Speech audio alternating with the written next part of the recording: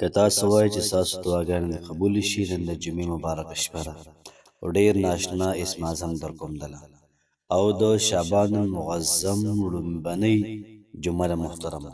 په دې باندې د وظیفه وشي انشاءالله العزیز. الله پاک له دعا قبلوي، الله پاک له هر قسمه مسائل دا الله پاک ختموي. څومره د انسان حاجتونه وي الله پاک د انسان حاجتونه محترمه دا پوره کوي. دغه رنګې د رزق حوالې سره، د پیسو حوالې سره، دولت حوالې سره څه چې انسان غواړي الله پاک له محترمه دا ورکوي. څومره څیزونه پناه غواړي الله پاک د انسان نه د هغه څیزونو نه پناه ورکوي. انتهایي مجربه، انتهایي پاورفل وظیفه ده، خو سره تاسو محترمون د زړه نه وظیفه وکئ انشاءالله العزیز. ګارنټي در کوم چې الله پاک به ستاسو هر قسمه حاجت پوره کوي، هر دعا به قبلیږي، هر مشکل به ختمیږي، کاروبار کې به ترقي میلاویږي انشاءالله انشاءالله. بسم الله الرحمن الرحیم. شروع کوم د ډیر زیات بخونکي او د ډیر زیات مهربان رب په نوم باندې. زه ګواهي ورکوم د دې خبرې چې د الله پاک نه علاوه د عبادت لایق بل څوک نشته. نبی کریم صلی الله علیه و آله وسلم د الله پاک بنده او د الله پاک رسول دی. زما د اسلام ډیرو زیاتو خوږو درنو مسلمانانو خویندرونو، نن چې کوم وظیفه ده انتهایی لاجواب، انتهایی پاورفل وظیفه ده. کوشش وکړئ محترمو چې تاسو د جمعې په شپه باندې دا وظیفه خامخا وکړئ. د هغې نه بعد بیا دعا وکړئ انشاءالله العزیز. الله پاک به تمام رکاوټونه دا به ختم کړي، الله پاک به تمام مسلې دا به ختم کړي. محترمو د وظیفې ته راتلو نه مخکې یو دعا کوو. یوه خور کمنټ کړی، هغه وایي چې زما ډېر زیات لوی مشکل دی او دا نه حل کېږي. دعا ورته وکړئ یا الله پاکه څومره مشکلات دي، څومره مسایل دي، څومره تکالیف دي، یا الله پاکه تمام مشکلات والله ختم کړه آمین. بل ورور کمنټ کړی دی چې یا الله پاکه زما حاجت پوره کړه.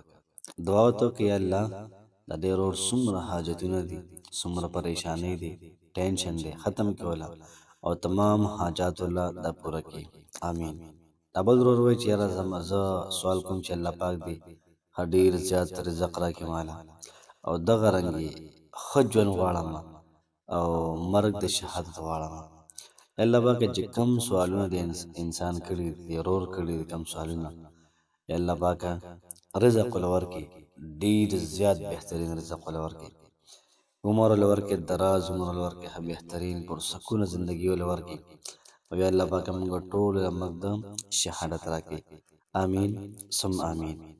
د دې نه علاوه چې څومره هلکه بیماران دي الله پاکه صحت ول ورکړي، څومره هلکه داسې دي چې د هغوی حاجتونه دي الله پاکه حاجتونه پوره کړي وله، څومره مشکلات دي الله پاک مشکلات ختم کړي وله، چا نوکري نه وي الله پاک نوکري ول ورکړي، روزګار کاروبار ورکړي وله آمین ثم آمین.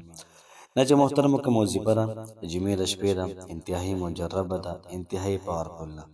بس تاسو را وظیفه وکئ او په رب باندې یقین اساتئ، رب به انشاءالله محترمو ډېر زیات بهتر وکړي، ځکه زموږ رب علیم بذات الصدور دی.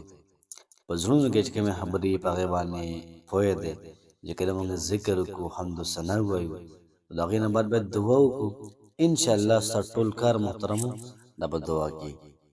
الله پاک ګوري د بنده خو ذکر وکړو د هغې نه بعد د غوښتلو طریقه څنګه ده، دی زما نه غواړي څونه غواړي، څونه مطمئن دی، څونه یقین ما باندې کوي زه یم او که نه یم.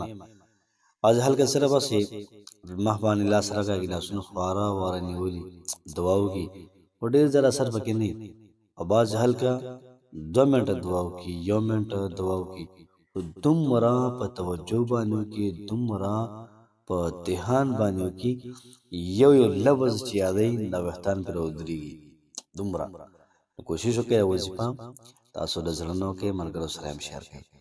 وظیفې ترتیب او طریقه کار داسې دی چې تاسو به 11 پېرې درود ابراهیم ووایئ، بیا به د هغې نه بعد تاسو سورة الاخلاص دا به ووایئ، سورة الاخلاص قل هو الله احد الله الصمد لم یلد ولم یولد ولم یکن له کفوا احد. دا به تاسو یو څلوېښت پیرې ووایئ. بیا به د هغې نه بعد تاسو درود ابراهیم ووایئ 11 پیرې او دعا به وکئ. دعا کې چې ستاسو کوم مطلب یې کوم مقصد او د څه دپاره هم دعا کوئ، انشاءالله العزیز توجه سره دهان سره وکئ. الله پاک د ځان امید ساتم چې الله پاک به ستاسو هر قسم مسله دا به ختمه کړي. الله پاک مو خوشحاله آباد ساته. السلام علیکم ورحمة الله وبرکاته.